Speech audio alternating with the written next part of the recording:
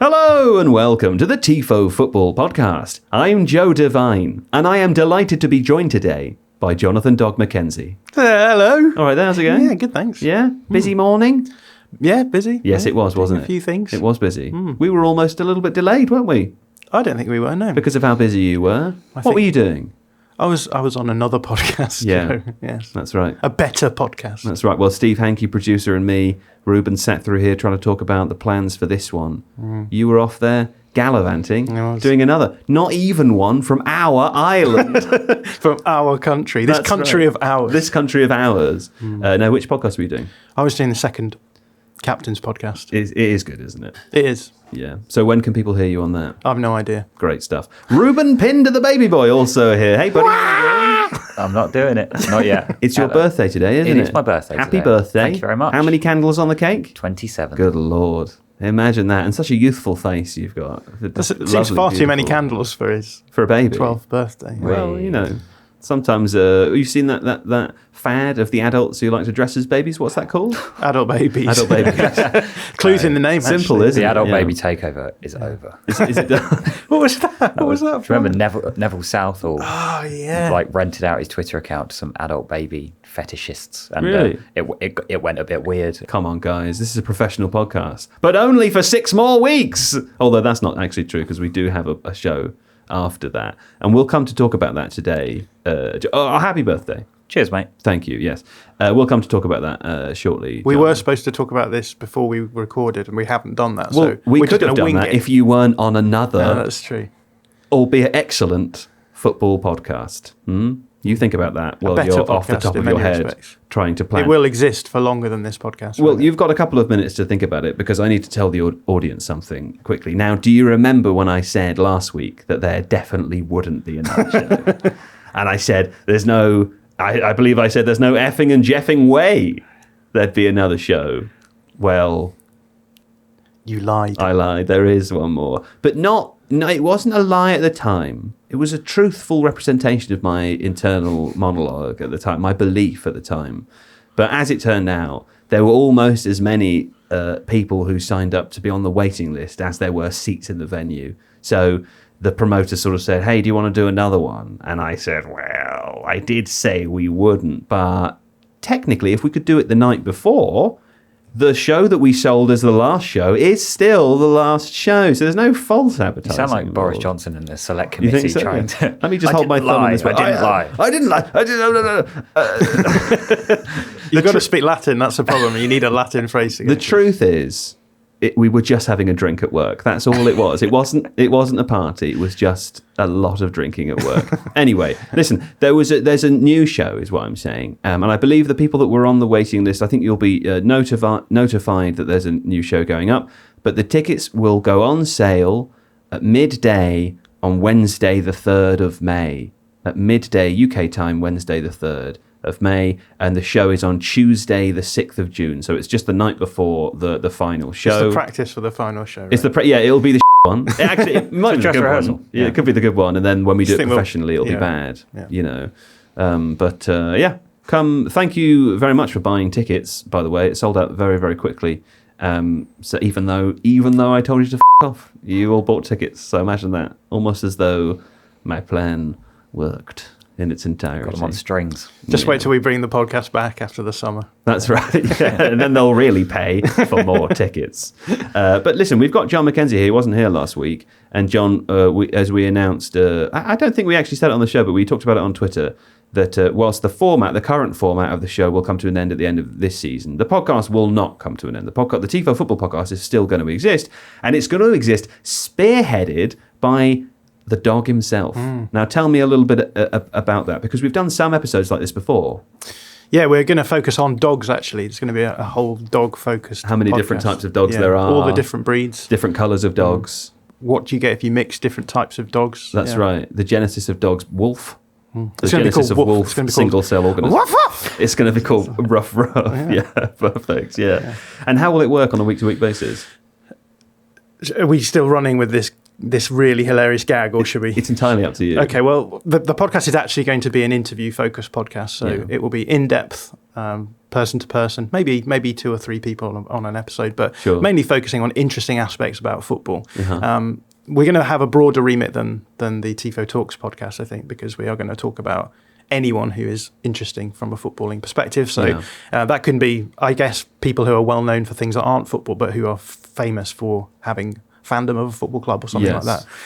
But yeah, want to focus on interesting conversations about football, having the time and space to go in depth on topics, because that's what I really like doing. Yeah, and also it's worth saying that I think the nice broad range of themes that might exist within that show go as far on one end of saying, well, let's do a whole episode on Newcastle, for example, and speak about the development of the club, which would be quite a football-y show, versus at the other end, you might speak to a filmmaker who's made a film about football, or a politician who's done lawmaking related to football, or, like the whole spectrum. Yeah, and I think that's the sort of diversity that we want. We want to focus, as Tifo does well, I think, on the cultural aspect of football. Don't pat us on the back. Come on, that's for the audience to do. I think that we've done a really good job of addressing the cultural aspect. Have I done a good job myself? You have done a good job of hiring people who are good at that. That's actually quite true. Very smart. Yeah, you're really smart, Joe. Yeah, really I watched a film in the other day. So did you? While you were working. Really? No, you were on holiday. Okay. What film was it? It was The Guilt Trip with Seth Rogen and Barbara Streisand.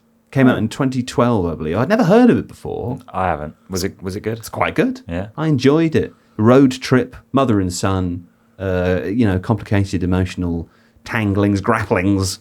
I could see why you were Hilarity attracted to a ensues. film that was titled Guilt Trip. Yeah. That is your main management style, isn't it? And it works very well. It does. Yeah. Now, on the new Tifo Football podcast, it will mostly be hosted by you, speaking to people that you're interested in. But the thing I like about it is that when I find someone who I could get to talk to me, this is not very often, that I could do an episode, or baby boy Reuben Pinder could, or JJ Bull could, and everyone else. Even Michael Bailey could if he wanted to, Seb too. So you'll still hear from all of us, albeit slightly more infrequently. But I don't just say this as a expert marketeer or as a pretense of positivity. It will be better. It'll be different to what this show is at the moment, but it'll be really, really cool and great. And what's another positive word? Slick. Inspiring. Slick and inspiring. Exactly. Yeah. There we go. Do you think we should say to the audience that they should suggest people that they want on? Yeah, absolutely. Yeah. No. Listen, if there's people, if there are, be they celebrities or not, be they just people who write about football or are interesting in the football space, or someone, I don't know, you've got your favourite grounds person, that sort of thing. Send Jon Mackenzie a DM and let him know, hey, you should speak to this person, and we'll do our best. As long as you think that they could be interesting for more than 30 minutes. Yeah. I think, to be honest, anyone's interesting for more than 30 minutes. I don't know. I've done some interviews with people who I'm... Who's the worst one? Ken Early. He's terrible, isn't he? I feel as though I've... He's one of the worst. Do you mean you've interviewed some boring people, or you have been the boring interviewee? Yeah, I mean, don't listen to the Second Captain's podcast this week. I've heard there's a bad guest on. No, there's some people that you can talk to, and and you've done interviewing. You know how it is. There's some, and they go. You set them off, and all you then have to do is steer them in the right directions and make sure that you're moving things along. There's other people who I've spoken to where I've been like, right, I'm going to struggle to get 15 minutes of content. Is the juice worth the squeeze, as they say? The most boring interview I ever did was David Villa in 2018. Really? A World Cup winner over the phone, refused to say anything of note at all about the Spain team or any other teams. That's quite funny, though. We just didn't run it. I feel like if I was a professional footballer, I'd do that for fun. Where I'd see if I could get through the whole conversation without really saying anything. That's what Michael Elise does in his post-match interviews. Is it? Yeah. Well, they're trained to do that, I suppose, aren't they? Yeah, but Elise does it without that kind of media-trained cadence of making it sound like he's saying something when he's actually not. Right. Like he was asked about a last-minute winner that he scored back in November, and he went, Wilf passed me the ball, shot. Scored. Like it is genius. Deadpan. It was. That was the best thing about it, is that he must have planned that. But he kept his face. Yeah. Who do you think is the best person to to interview. I think Erling Haaland must be up there, right? Yeah, he seems fun. He's quite young though. Still, I mean, like he obviously at the moment he would be exciting because of the season that he's. You think he's going to get jaded? He's good on the in-house media stuff, like that thing where if he's sitting around with John Stones, or like his impression of Stones' accent when he's like, "You're all right." I feel like you want an older person though, with more experience, more to say, a lifetime of anecdotes. You know, Patrick Bamford was a very interesting chat. He and I spoke for about 45 minutes once. Yeah. You do climate change stuff, weren't you? Yeah. Which is already kind of an interesting topic for a footballer to be talking about. And Jack Grealish was also lovely. Do you know who'd be good? Ian McKellen. Isn't he a big football fan? Does he not own... I know, he owns a pub in Limehouse, doesn't he? Does he? I thought maybe he owned a football club. I think he owns one. Anyway, just thinking of Gandalf. Basically. Welcome to the Tifo Football Podcast. Do you think this intro's been a long... Not as long as last week. Long and boring promotion for the show? You want it to end now? This is the problem with doing the intro first. That makes me want to talk about it more, doesn't it? Yeah. Every time Steve says stop, it makes me want to go. It really does. The imp of the perverse. Yeah. All right, fine. Well, listen, there's loads to talk about on today's... Tifo Football Podcast. The relegation battle really hotting up. Leeds have gone and done some stuff and or are considering doing some stuff and or maybe have done stuff by the time this podcast is released, or maybe not done any stuff. Same is true of me as well. Same is true of Jon Mackenzie. John's shaking his head already as you say that. Haven't even mentioned the name. There was a Leicester Everton happened Monday night as well. We're going to talk about that. Worth pointing out that we're recording on a Tuesday morning because there's a bank holiday here in the UK today. And Arsenal Chelsea is played this evening. So you'll be listening to this podcast after that game, but we're recording it before. So we just preemptively cover that game and go, wow, what a way for Arsenal to bounce back from those disappointing results. Frank Lampard really left his team exposed on the counter-attack. Anyway. That's right. Birthday boy Pinder. Still no win for Frank Lampard. He hasn't got a magic wand. Yeah. We can talk about Liverpool Spurs, though. That was a big game that happened over the weekend. And a quick glance over to Serie A, where things are really hotting up as part of the Champions League race. That race for the sweet, sweet moolah that is required to maintain solvency. Yes. Yeah, there we go. All right, fine. Well, for now, I will leave you in the warm hands and the cool embrace of the bitterness and the passing of time. Yes, let's talk about the relegation battle now. Jon Mackenzie, very specifically, your beloved or behated Leeds United. Now, let me throw a couple of things here at you about Leeds United. The Athletic's Phil Hay reporting at the time of recording that Leeds are considering sacking Javi Gracia and bringing in big Sam Allardyce. Now, that's funny, isn't it? So we'll talk about that. Also, Victor Orta, the football director of Leeds, who, was part of that documentary and has been around, he's been sacked. So we'll talk about that also. And, these things may or may not have happened by the time that people are listening. But it's not looking great, is it? I mean, Sam Allardyce, if it happens, for the last 4 games of the season, what do you think? Well, we're in a situation where if we do manage to stay up by some sort of miracle, we're going to have potentially new owners, potentially a new manager, and potentially a new director of football. So it does feel as though we're sort of staving off the inevitable and have been doing for a couple of seasons now. Mm-hmm. I was reminded, I think, last week that last season Leeds survived on the final day, just about. We survived on the final day because we played Brentford, who'd had their Christmas party or something, or their summer party right. 2 days before or something, because they wanted to fly off immediately after the game to go on holiday. Yeah.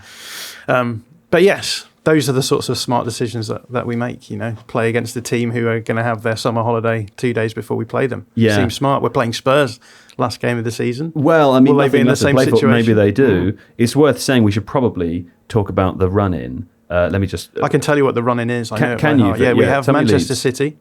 Then we have Newcastle. Then we have West Ham. Wham. And then we have... Wahoo, as their... Wham, as posh people say. Yeah. And, Spurs on the last day. Yeah, okay. So you're going to lose... all of minimum 2 of those games, right? Yeah, I mean, look, we're in a situation now where I reckon a win could be enough to keep us up. And you have 4 games and anything can happen. You can house a win, right? Yeah. So because as it stands, Leeds are in 17th place, just outside the relegation zone. On the same points on as goal Forest, difference. yes. 30 points. Nottingham Forest below on 30. Everton on 29. Southampton seemingly already consigned to relegation with 24. Above Leeds, also just on goal difference, is Leicester on 30 points. And at the current time, it seems as though the 34 points that West Ham has might be enough to stave off. So really, we're talking about 2 of Leicester, Leeds, Forest and Everton accompanying Southampton down. Quite a big gap with goal difference as well. Yeah. It's like 11 goals between Leeds and Leicester. Yes. And it would appear that Leeds probably have the hardest run-in of those teams. Yeah, and not just that. Obviously, you bring in a new manager and hope to get a bounce. That's what happened with Javi Gracia. Let's talk about that, because he did quite well in the first 10 points games, in 5 in the Premier League. Yeah. Leeds ran a little bit rich in that period, and I was on Total Age saying... You got a third of your season's points in 5 games. That's running a little bit rich, Yeah, exactly. Since the second half against Palace, we've completely imploded under Javi Gracia. So I can understand why... 21 goals conceded in April, the most in a single calendar month by an English top-flight side since Newcastle in 1986, a.k.a. before football existed. Wow. Yeah. So not good. So I can see why the board would want to bring in a new manager and sort of think, well, at the worst, we're going down as things are standing, and if we stay up, we stay up, and that's good because it saves you a lot of money. So I think there was a report, is it in the Telegraph this morning, that said that Allardyce has been offered a 7-figure bonus if he keeps Leeds up. That's for 4 games of management. So you're talking like £1 million. I'll do it. Can you imagine how smug he will be if he manages to get a result at the Etihad as Leeds manager? Well, the thing as well is that game's this weekend, right? So they've not announced him yet. They're probably not going to announce him until whenever. It's very plausible that by the time people are listening to this, that it's not happening and the news is already over as well. Yeah. So we should bear that in mind. Yeah, but even if things happen at an accelerated timescale, he's only going to get like 2 days to work with the squad. But I didn't think it was about. I thought it was just about the presence of Allardyce. Well, yeah, it is. You're at a point now where it's just going to be variance. It's almost impossible to like analyze anything, right? Yeah. You get a lucky goal. The opposition score a free cone goal. That could be the 3 points that keeps you up in the Premier League. And that's what Allardyce brings. Yeah, I mean, potentially. I don't know. He didn't do it in his last job, right? No, he didn't. And he had 26 games there. That was more than 4. That's more than 4, and you would think that... I'm not entirely sure how it went at first for him at West Brom, but his win percentage at West Brom was pretty bad. I think it was 4 wins in 26 They had a pretty poor squad as well, didn't they? They did, and they were current Leeds Leeds squad has more quality in it than that one. Yeah. But did he quit, or did they sack him before they went down that year? I think he has a habit of leaving at the end of these jobs. So the last few he had Palace. I think he left that job, didn't he? Yeah, he walked away from it. It was very odd. In the summer. And then he had Everton after that, and I think did the same thing. He got them up to 8th or something, but the standard of that division was clearly not great, because he had half a season, won about 10 games or something, and it was enough to get them 8th position. But I suppose, talking about Sam Allardyce, Reuben Pinder, it brings about an interesting conversation, because we've said on this podcast before this season, looking around the league, the quality of manager is incredibly high through a sort of modern lens as well. There are very few Allardyces left, and by that I'm not making a value judgment about the quality of Sam Allardyce as a manager, more just the style of Sam Allardyce as a manager. Obviously, there's 4 games left of the season. Leeds need to do everything possible to try to stay up. I'm not saying that it doesn't make sense, but he's a bit of an unusual candidate in the current context. Yeah, exactly. Like, it felt like for the last few years that the proper football men, for lack of a better term, that kind of manager, have been completely cast aside, and it's like their time's up. Mark Hughes has dropped down the leagues.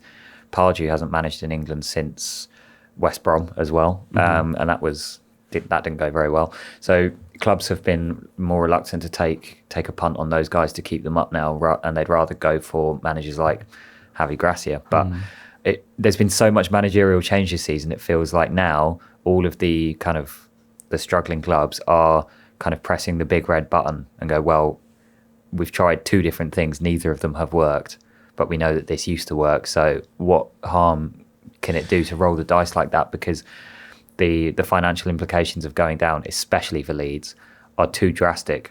So more clubs need to be run in a more sustainable way, where you don't fear that your club might fall off the edge of a cliff if you go down, because 3 teams have to go down. Yeah. Like, you have to account for the possibility of I that. think there's an element as well where if you sack your manager 4 games before the end of the season, there's a very limited pool of coaches who are going to be willing to take that, even with that massive bonus that is hanging there as well. Because if you're a young up-and-coming manager, you see that 4 games, you know that the majority of that is just variance, and it's going to be lucky, basically, if you stay up or not.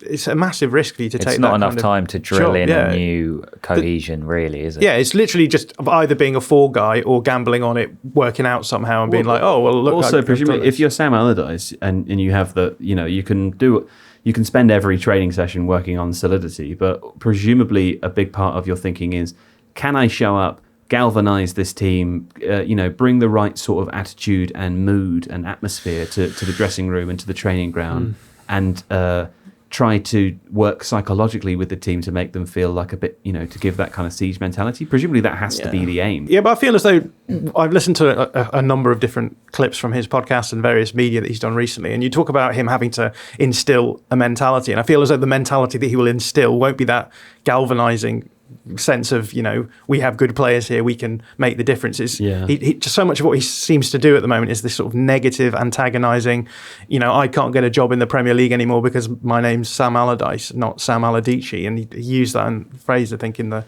podcast. This whole idea that I don't know, maybe a siege mentality like that everyone's against us will work. But I also feel as though we've moved beyond that point, right? I think galvanizing managers now galvanize players by giving them tactical systems, being nice, and being nice, putting arms around shoulders and geeing them up, but also having those ideas that you're going to try and implement on a. It's quite interesting that there is a broad conversation, isn't it? And it's good we've got a very own baby here to help us from a different generation to understand this, because I feel like there's been a shift in the way that dealing with players generally is approached. 10, 15 years ago, you would shout at them and call them and say you were going to set fire to their families, and that's how you would get them to play good football. Which is your management style. That's my management style. Whereas if you were to do that now to the younger generation of footballers, I feel like that doesn't work. And what seems to... this is obviously a very broad, sweeping generalisation, but it seems to work when they're a bit nicer. Yeah, no, absolutely. And that's kind of... It's like... What you're alluding to there is kind of what people like Roy Keane and Graham Souness seem to miss in their punditry. They always kind of talk about berating each other. Do you remember when Roy Keane once said he'd be swinging punches in the dressing room or whatever? And 20 people in their 20s aren't really generally like that anymore. Sure. So I'd appreciate it if you stopped doing it to me. Right. But no, it doesn't work. You're very quick. You're always evading the impacts, But, yeah, live. That's what I'd say. I feel as though he's not finished, John. Oh. Don't interrupt the young baby. Let me talk. You interrupted him. No, but only to little jokes help him carry on. Okay. Yeah. But yeah, no, it doesn't work. Jose Mourinho once said about Frank Lampard, didn't he, that at 21 or however old Lampard was when Jose arrived at Chelsea, that he was already a man, and players aren't like that anymore. No. I think he might have been comparing him with Dele Alli, who obviously had a very brief upturn under Jose and then fell away because that kind of man management didn't work with somebody of his character. Yeah. But like Allardyce's approach has worked in relatively recent memory. Like he kept Palace up and kind of transformed them overnight. Mm-hmm. Well, not overnight, because we did lose 4-0 to Sunderland. That was the worst day of my footballing life. But it did work to an extent. So it depends on the characters, but the best modern managers are adaptable to different characters. They know when to put a rocket up somebody and also when to give them a hug. And, maybe he does. It is possible that he does that. You don't get that far without having some kind of people skills. Right? Of course. And I have to say, the big upside is that that sort of negative energy gave me my favourite ever football moment, which is Sam Allardyce laughing like Santa Claus at Chico Flores, the Swansea defender who had gone down under a tackle right on the touchline. It's if you haven't seen that, I'm sure you have seen the meme, but go and look it up. It's one of the most beautiful moments in the history of the world. He's good value for memes and Barclays moments. So when he was at Palace, he did a little dance and kind of gave somebody the eyes when we were playing down at Bournemouth. And well, Pardew's dance. We mentioned Pardew before. His dance, that was a terrific dance. Wembley. He also has been linked with this Leeds job, by the way. Yeah, get them all in. Get them both in. They could do it together. Oh, yes. What do you think? No, I think no. There's a real quite kind of pathetic tragedy to Big Sam's energy over the past few years, isn't there? Like, it's negative, but it's also that's really damning. But it is. You said that like it was a lot nicer than what I know. I didn't mean pathetic to sound so pathetic horrible, tragedy. He's talking about pathos, in the classical sense, people. Yeah, come on, finish up though. He's been on, beIN Sports to talk to Keys and Gray a lot, and it's all complaining like the world is against me, and it ignoring the fact that football has just kind of moved beyond him. And there's an irony in that, because he was one of the first people to do like data analysis to help prepare for his games and stuff, and then he just kind of stopped and football moved beyond him. But yeah, as I say, it's worked before, 4 games. Why not? Yeah, that's interesting, isn't it? That the idea of the world being against him. I know it's not against him because it's against me, and it can't be against both, can it? We've had the rule. 9 Premier League clubs. That's now, true. Right? So Leeds would be his 9th. Yeah, right. Does 4 games count as a job? Well, it's like a contractor, isn't it? It's 3 more than he had with England. That is true. Still 100% win ratio, so can't knock it. It's a weird one, isn't it? Because it would be. I stop you because I want to move you on to talk about something else related to Leeds now. Victor Orta, we mentioned at the beginning, the football director has also left the club today, as far as we're aware from news reports. Victor Orta is actually the person that some fans had been chanting about over and above the ownership. I mean, I was listening to the Athletic Football podcast that came out yesterday, and Phil Hay was making this point that, perhaps it's because the fans already have the expectation that the ownership is going to change over at some point soon, and they wanted to make their thoughts known about Victor Orta. Just give the audience here a little bit of a backstory. Why are fans so upset with him?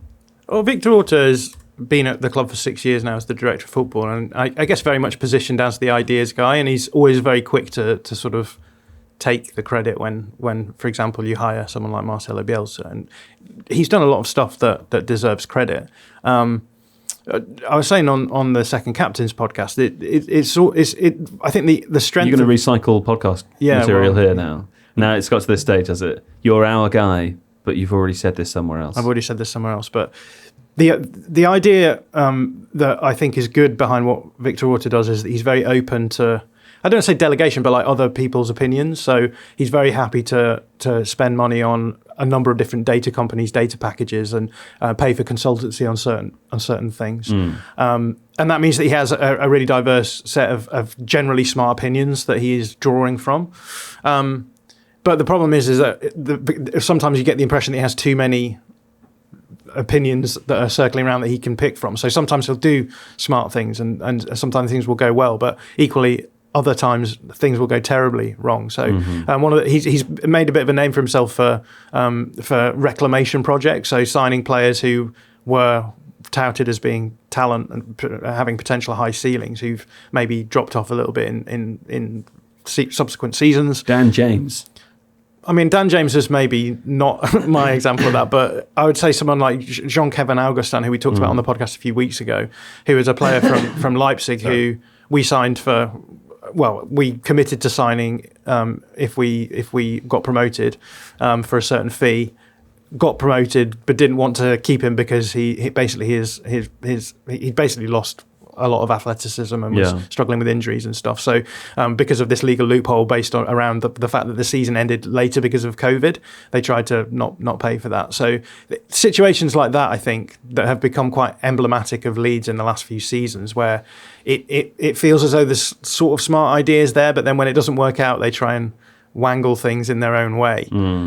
Those have become more and more increasingly obvious, I think, since Bielsa left. Yeah. There's been less good stuff to placate the fan base with, and so I think what's happened is this downward spiral now where I think everything that goes wrong is now being pushed Victor Orta's way, and we say, he's the ideas man, surely the ideas are bad, right? Surely he should move on. Is there not also a massive decline in form since Tyler Adams got injured? I'm never going to be the sort of person who's going to agree to like one player being the difference between where we were and where we are now. What about Robin van Persie in 2013? What about him? Did we think Leeds declined after he declined? That's right. I mean, there's an argument to be made there. It's a mess is basically where we're at now. And that's what I think a lot of Leeds fans find so frustrating, because so much of the good things that occurred under Marcelo Bielsa weren't just the product of being successful and winning, but were about having someone in the club who understood the most important thing about football is the club's relationship with the fans. The impact that a club can have on a fan base is more important than the underlying financial management or success of a club, because if you don't have the fans, you don't have any concept of financial success. And I think the thing that Marcelo Bielsa did, yes, he made us enjoyable to watch again. He made it, and that's really important for a fan base. They want to watch good football, but he also got the fans able to think about the club in that sort of positive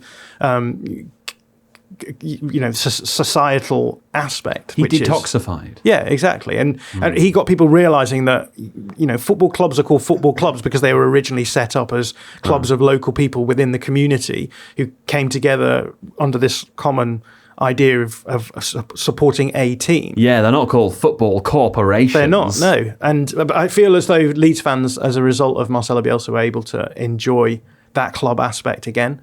And the idea there being that the people behind the club have our best interest as fans at heart. They're going to make what they think are the best decisions. And it's since Bielsa's gone, it's become very obvious that isn't the case. Actually, they were riding on the coattails of him. Well, let's lay some context here as well. And listeners, we will move on from Leeds at some point because, good Lord. But it's worth saying that obviously behind the scenes, there's Andrea Radrizzani, who's the current majority owner of Leeds, the Italian businessman.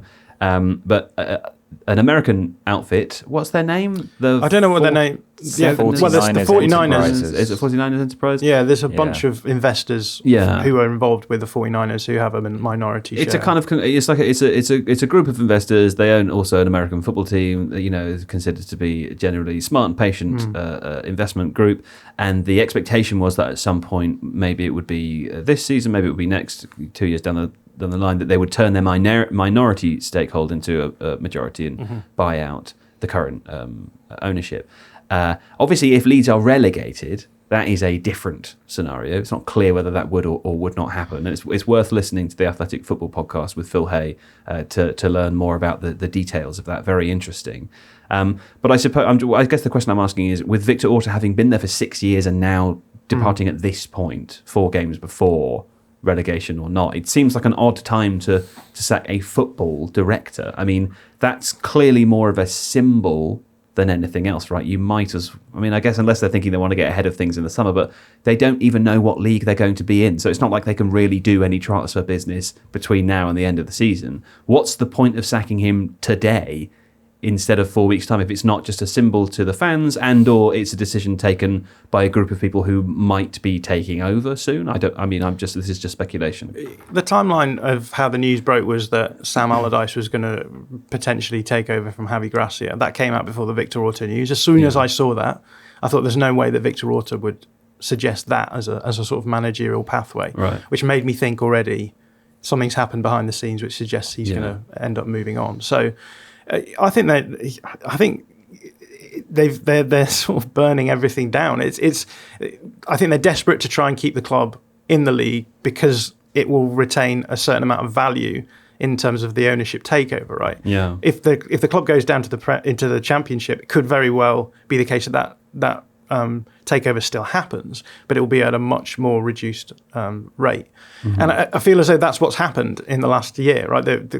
There's been this insinuation that the value of the club has been dropping and dropping and dropping, and Andrea Radrizzani is doing everything he can to try and keep the club in the league because that's the big drop that makes all of the difference. So it feels now that it's sort of desperation levels, right? And I think they made decisions too late a lot. They sacked Jesse Marsch. You can argue whether or not Jesse Marsch should be sacked at all.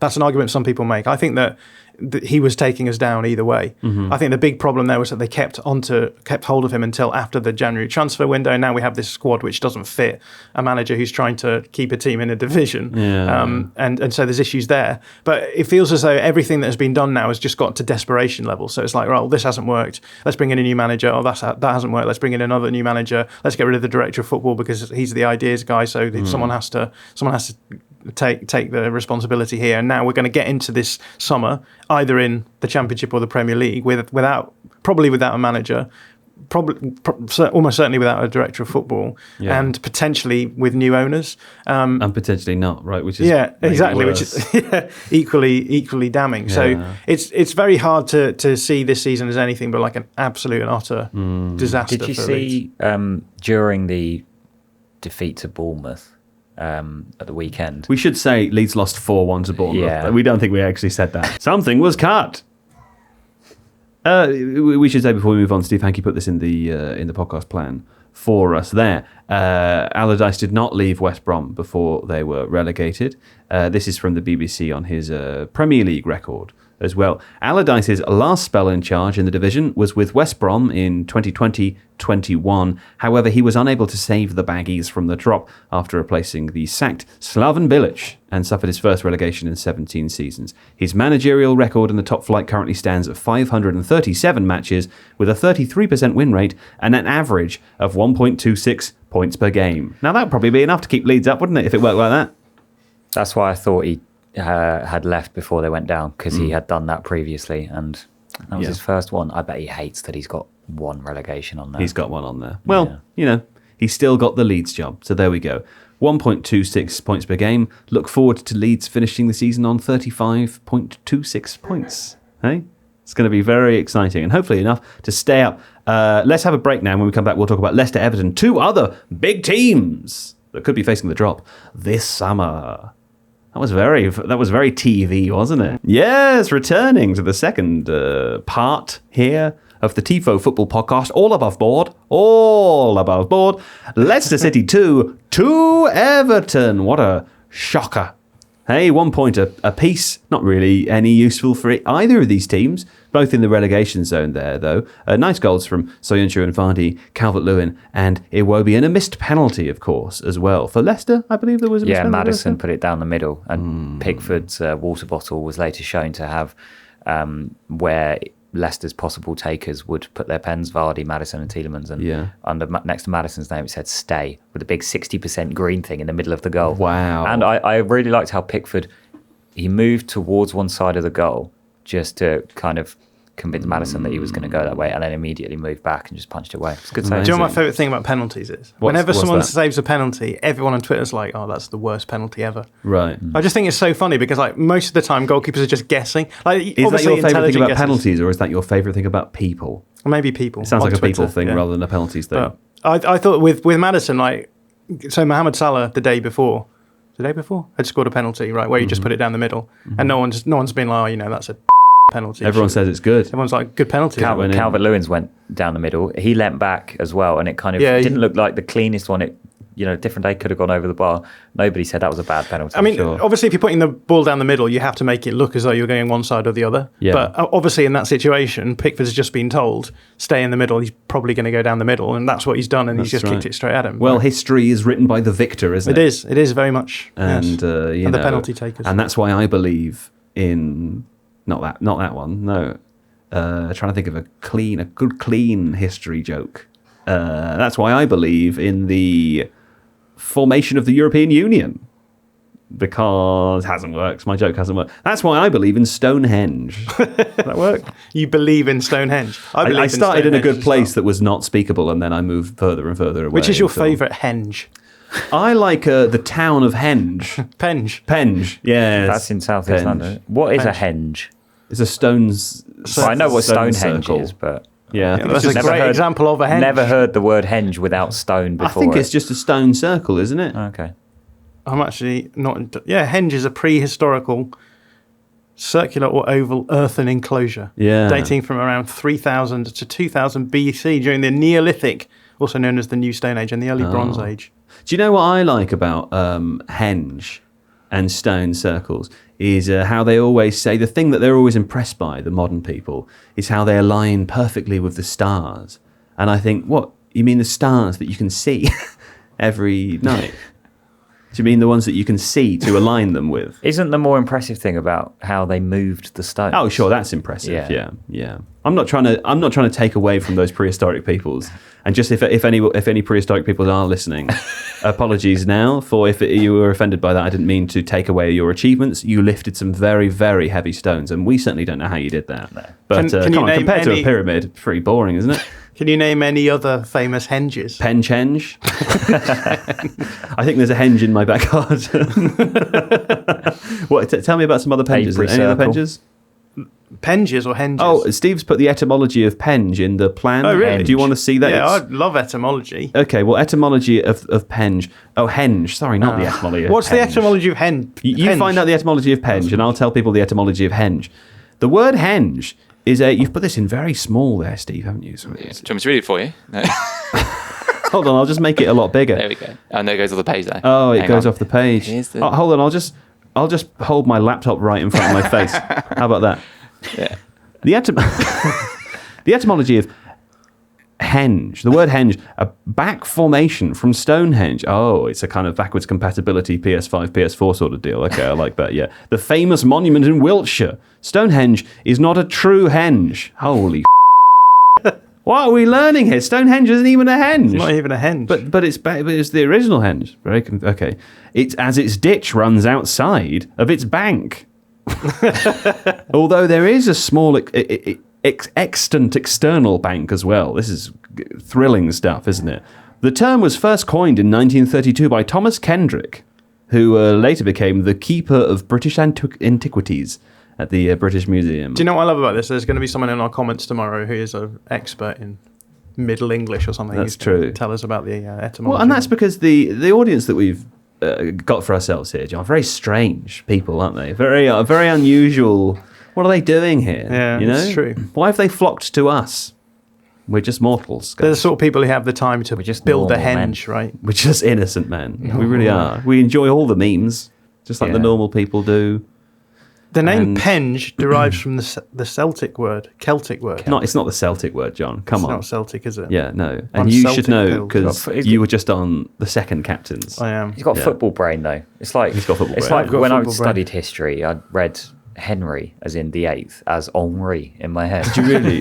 King Henri of England. He had 6 words. Someone in our comments is now going to say, actually, I think we'll find that in that period, Henry was actually pronounced Henri. And the reason is because they all had bread in their mouths, so the way they spoke at all times was actually dictated by the dryness of the bread. Henri, you know? Yeah, don't send us that. Celtic word meaning head of the wood. Pencoed. Head of the wood. Pencoed. What, top wood dog? That was head of the wood. I think top of the wood. Yeah, top of the wood. As in, like not like the headmaster. The big wood. The big dog. Chris Wood. Big dog of the wood. Chris Wood is the original Penge. That's right. Okay. Neither Everton nor Leicester were very good, were they? No, that's a good way of bringing us back, though. There is such a miserable picture of Penge. Is there? On this, can I show it to you? Yeah, I want to see Penge. Isn't that miserable? Poundland Penge. Yeah. I mean, I suppose Poundland offers a very real and true service. Where actually it's not that true because not everything in there is a pound. It's a lie. It is a lie. Poundland, for listeners overseas, it's a shop where the name is supposed to indicate that everything inside is a pound or a dollar, but it's not. And this was a boring bit of the podcast, wasn't it? This bit there. Did we go for that? That was boring. Both teams were very bad, but that made for a really entertaining game. I thought. You think so? Yeah. What was so entertaining about it for you? How bad they were? Yeah, like neither team really being able to defend properly or attack properly. Yeah. I liked Maddison's assist for Vardy's goal, like moments of quality in there. But I think Seb Stafford-Bloor texted me on the day to say something similar to you. He said the eventual victor will be the team that has the ball last. It was very end-to-end. It was very next goal wins at school kind of vibes. There was an interesting stat that Jamie Carragher analysed before the game on Monday Night Football. I think the amount of goals that Everton have conceded pre and post swapping Connor Cody for Michael Keane has shot up from like 4 to 18 or something. Well, I mean, also on that note, Opta Analyst tweeted about this relating to XG. Leicester had 3.5, Everton had 3.3, and they produced the highest combined XG for a Premier League game this season, 6.8. And it had that feeling about it, didn't it? And but that's not like two teams at the top of the table with world-class attacks. That's two dreadful defences. Yeah. Okay, well, listen, the point about this anyway is Leicester and Everton is very possible that if Nottingham Forest are able to escape, one of these two teams might be the team accompanying Southampton and potentially Leeds, maybe, down. Yeah. Is there one amongst these two, Reuben, Pinder, that you think might be the more likely, or do you think they'll both be safe? I mean, predictions are a bit of a mugs game. I found it difficult to call. It's good that we've got a mug on the show, then, isn't it? Yeah. I found it difficult to call yesterday, just 'cause they both look like they have kind of the same problems and the same qualities as well. I would probably just about back Everton to survive and Leicester to go down if I had to choose. Interesting. Based on what? Dyche. Yeah. Sure. And Calvert-Lewin, he's fit again and he looks like he's in decent form. He was threatening quite a lot. Yeah. So if he can just stop them from shipping too many goals, drop Michael Keane basically, and get Calvert-Lewin on the end of a couple of crosses, might be enough. What do you think? Last roll of the Dyche. Did you know Thomas Crapper is a famous man who invented the toilets? Yeah, well, he's commonly but erroneously credited with inventing the flush toilet. Really? He lived in Penge. Yeah, I did know that. I didn't know he lived in Penge, but I did know about him because very ashamed to say that as a child, as a young man, funny? I did find it very funny. But as a young teenager, we had a friend in our friend group whose one of their parents, or his mother's maiden name was Crapper. And we found out about Thomas Crapper, and we used to call this friend of ours Crapper all the time. It really wasn't that funny, but we did it for years.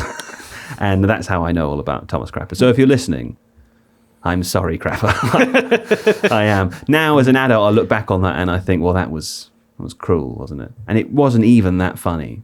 It was a bit funny. Joke. Exactly. Yeah. Very good.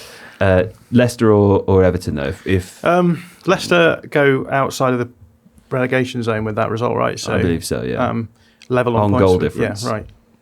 I'm at the point now where I'm genuinely looking at those teams and thinking, like, could one of these teams could Leeds feasibly stay up without winning another game? I mean, yeah, that's the level. That's the level that I'm at. In which case, if you can, then surely like Leicester are in a better position to do that than any of the other teams, just because of the league position. A marginally easier run-in, I would say. Because tell us the run-ins. Reuben. So Everton have to go to Brighton, tough game. Host Man City, very tough game. Away to Wolves, and then home to Bournemouth. So you would think maybe they get 4 points from those four games. I think 4 is enough. 4 is enough. And then Leicester, on the other hand, go away to Fulham, then they host Liverpool, away to Newcastle, and then host West Ham. So it's pretty even in terms of how many points you'd expect both teams to get. If we're consigning Southampton to relegation, then which other two teams are going down? Your mug. Leeds and Leicester. Okay, John. Chuckles. I'm in danger. Yeah. That's a meme. That's a meme, isn't it? Uh-huh. I think that... Just the team names, please. Forest, okay. And... Just say Leeds. Come on. Just say it out loud. It's not what Leeds, you want. Yeah. Forest and Leeds. It's not what you want to happen. Okay. I don't even think I believe that, but that's what I'm saying. I want to hear what Steve Hankey thinks. Two team names, please. He doesn't look that far down the table. So not this season, no. Southampton, yes. I have to confess a personal interest in Everton staying up because my dad is an Evertonian. Right. But I also think it'll be them. Yeah, okay. And probably Leeds. All the more reason for them to go down, isn't it? Yeah. No, and then you can say, you, Dad. I've always hated you. And yeah, it's also because this 1955 would be, that's one of the, Everton as a club historically great. One of the few things they have to hold on to now is the whole consistency of their time in the division. So that would be a new stadium as well coming, possibly in the Championship. Not good. It's bad. It would be bad for them. Yeah. Bad. So you think Everton and... Just the run in and Calvert-Lewin coming back too late. Which other team though? I think Leeds. Everton and Leeds. I think Wow, Leeds, there we go. yeah. Sorry, John. It's funny, isn't it? Because Not sorry. there's 5 teams probably who deserve to go down. Yeah, most seasons really. If all 5 of them went down, I don't think anyone would. I was speaking to my friend in the pub the other day, and we were debating or discussing rather who are the most miserable fan base in the Premier League, and decided that it was a tie between Everton and Spurs. And that Everton are essentially a Poundland Spurs, and Spurs are a Waitrose Everton. Spurs fans have no right to be miserable, I think. Of course they do. No, they Come don't. on. Oh my God, who are you now? If Seb was here, he'd tell you off for being misery police. Don't tell people what they can't be sad people about. people can be You miserable. said they've got no right to be miserable. They've got no right to be miserable about the things they're miserable about. Nonsense. It's all contextual, isn't it? It's all relative. It is all relative, but of all of the relativities, they have the smallest relativity to be miserable. That's not how relativity works. Yes, it is. No, it's not. I've read Einstein. No, you haven't. And if you did, it was in Latin and you didn't really understand it. Yeah? Anyway, let's have another break. And when we come back, we'll wrap this up really quickly so I can go and do my actual job. Returning, Liverpool 4-3 Tottenham Hotspur. Now, this was quite funny, wasn't it? Not if you're a Spurs fan, but just objectively, the notion of going 3-0 down and then working your way back to 3-3 to have your equalising goal scorer take his shirt off and, reasonably celebrate with due justification and joy. And then just concede a fourth moments later and lose the game as though you might as well not have bothered doing any of that. Completely self-inflicted, that fourth goal as well. Yeah, I mean, it was funny. There were several funny moments in this game. Also, Van Dijk getting completely done by Perisic was amusing. But a lot of goals, Reuben Pinder, and there have been more goals than usual this year. Yeah, it's been a very goaly season, hasn't it? There was 2 4-3s this weekend, this being the main one. It felt like there are kind of 2 versions of Liverpool, as we've discussed before, and they kind of both turned up at different points in this game. Spurs showed that they can be good. Like the move for Kane's first goal, the pass from Skip down the left to Perisic just before he turned Van Dijk inside out, thought it was really nice football. Mm-hmm. But then equally defensively, they just get cut open like butter sometimes. And they were both shocking at times. Yeah, and the back 3 get dragged to the wrong side of the pitch, and you end up with Davies on the right and Dyer on the left, and Romero not knowing where he's going. Yeah. So, I mean, it made for a very entertaining watch, though.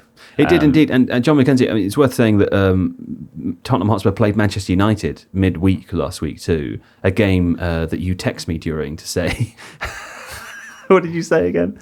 You hate it. I hate this. Is this even football?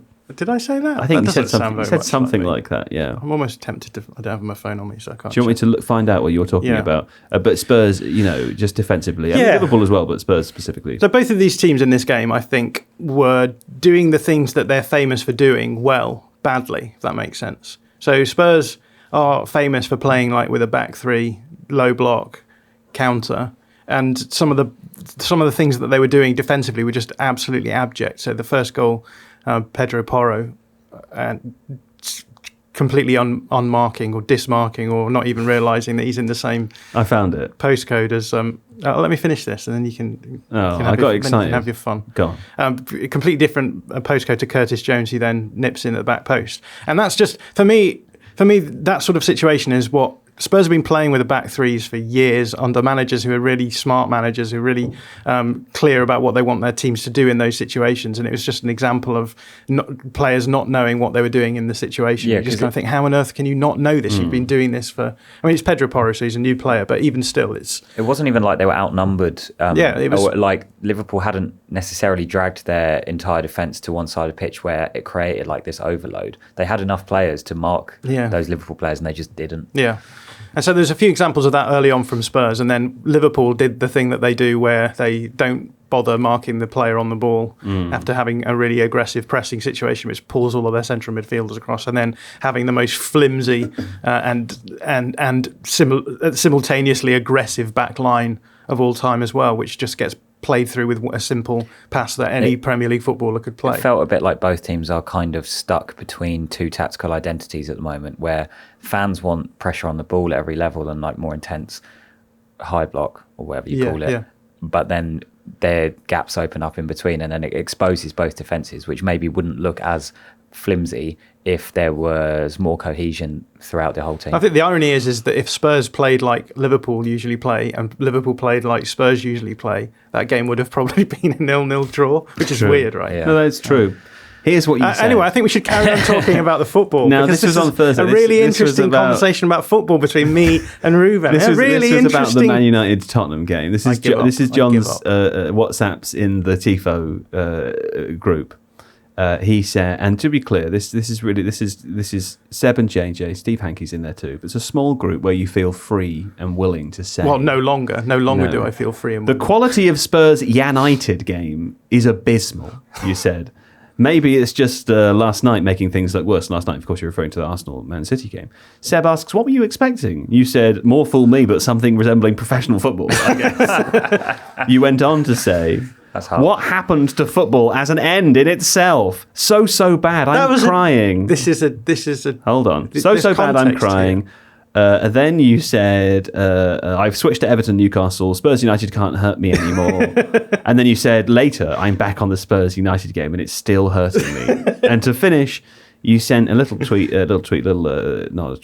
comment there saying, the quality of this game is mind-boggling. That's what you said. Did you at least catch Alexander Isak's beautiful assist in that Newcastle-Everton? I didn't catch that. That was terrific, though, wasn't it? Stunning, yeah. Really good. Well done. He's good. Well done to everyone involved.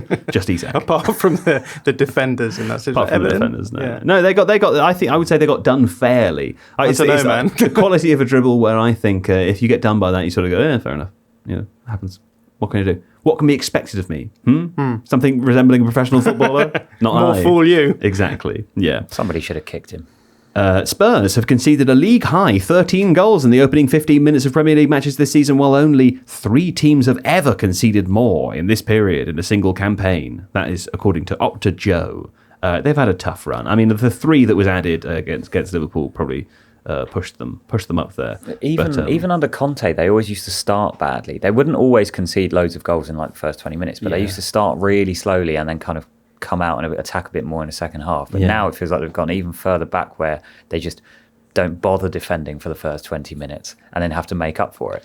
But for all the chat about Spurs' mental fragility or supposed mental fragility and then not being winners and stuff, the draw against United and bringing this game back to 3-3. I know they did lose it 4-3 in the end due to one brain fart from Lucas Moura, for which Romero and Dyer could have been more alert. But the fact that they did get it back to 3-3 does show some mental resolve. Absolutely. Right? Yeah, I mean, what is Ryan Mason saying to these guys at half-time? Also, just a quick note, Ryan Mason, the Premier League's best dressed manager, Club shop hoodie. Yeah. Well, it's the sort of thing you would wear. So that's exactly why I'm saying. I look at him and I think, hey, kindred spirits. When they were 3-0 down in however many minutes it was, my flatmate Henry said to me, it just looks like they've got a fan out of the stands to coach this game. Yeah, well, because of the informal dress. Yes, that's right. Yeah, sure. We don't really have time to talk about this anymore, but there'll be 5 more episodes of the Tifo Football Podcast in which we can discuss Spurs and Liverpool and even indeed Chelsea, because I said at the beginning we were going to talk about Pochettino. We're not going to do that in depth. And the really big news, the good news, the great news, the terrific news is that that was very China, wasn't it? That's not the terrific news. It's great news. The terrific news. You've just read an Opta tweet which ends with, you know how they do that thing which is almost one word at the end, which Sleepy. is like what Trump does as well. Yeah. It's like sad, one word, sad, China. But the good thing about China is that next season, of course, the new Tifo Football Podcast will be so in depth as to give you all the juicy details that you need. It's got nothing to do with China. I don't know why you're looking at me quizzically, Steve. It's not coming back to the China comment. And within that, there'll be a lot of fine episodes on Spurs, Liverpool, Chelsea, and more. Well, we'll have a whole episode dedicated to what went wrong at Spurs. Indeed, You wouldn't want to listen to a whole hour on that. I think Spurs fans. Yeah. Manchester United. They don't deserve to be miserable then. Manchester United won 0 Aston Villa. A quick stop here to say very impressive work from Manchester United there, beating, of course, the second best team in the Premier League. What a shame for the second best team in the Premier League there. But over to Italy now. Roma won Milan. Nobody here watched this game, but I bring it up. I watched this game. You said that you didn't. He said that he didn't he? Steve Hankey, I'm not making that up. He said, no, I didn't. Why would I lie to you about this? I don't know, but it's like you're gaslighting me. He said that he didn't. You said he did? He said he didn't. What's he getting at? Did he talk about it to Ken early? Did you talk about it on Second Captains? Ken asked me to watch it, so I watched it for him. I said I hadn't watched it. You said that. Potentially confusing. Was he there? I don't think I'd confuse the two of you. I like you. Thanks, mate. Anyway, the point is to say that Roma went ahead in the 94th minute through a goal from Tammy Abraham. But Milan's Salamekas brought it back in 97 minutes. And so it's a very important game for the Champions League race there, isn't it, John? Yeah, Mourinho proving that he's still Spursy as well, which is nice. But yeah, very important because there's 3 teams on 57 points. So Milan, who are in 4th place, Inter Milan, sorry. It's not Inter Milan. Just call them Inter. Yeah, it says Inter on our Inter Milan on our table. So. Yeah. And then AC Milan and then Roma, they're all on 57 points in 4th, 5th and 6th. So they're all trying to get that last Champions League spot. But Atalanta 55 as well. Coming up from all behind. the more interesting by Juventus getting their points back. Yeah, well, could they have them taken away again, though, before the end of the season? That is a possibility, isn't it? That would be nuts, wouldn't it? I thought it was possible that could happen. Well, the possible thing that can happen is that Juventus could lose a game and 3 of the other teams could win the game with 3 points behind them, and then that is a possible thing that could happen. What other possible things could happen?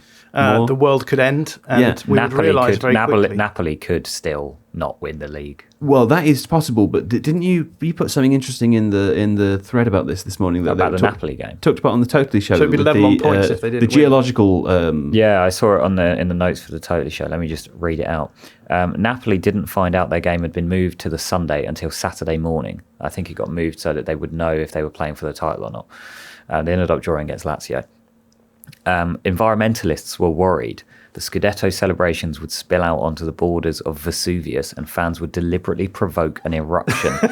There was a very small earthquake when Napoli scored. I mean, it's terrifying, isn't it? Can we go with the camera for when they do win the league? Yeah.